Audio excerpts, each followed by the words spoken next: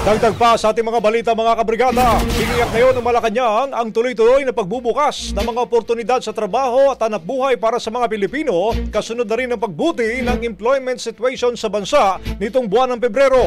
Ayon pa sa datos ng Philippine Statistics Authority or PSA, tumaas sa 96.2% ang employment rate noong Pebrero mula naman sa 95.7% itong buwan ng Enero. Bumaba rin ang unemployment rate sa 3.8% mula naman sa 4.3% noong nakaraang buwan. Pati na rin sa underemployment rate o ang sinasabing bilang ng mga may trabaho pero kulang sa kita ay bumaba rin mula sa 13.3 at 10.1%.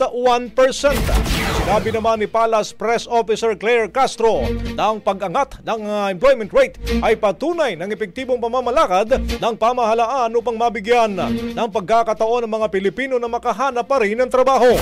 Dagdag pa ng Malacanang, patuloy po ang implementasyon ng mga programa para sa trabaho, lalo na para sa mga benepisaryo ng Pantawid Pilipinang Pamilyang Pilipino Program at iba pang sektor na nangangailangan ng suporta.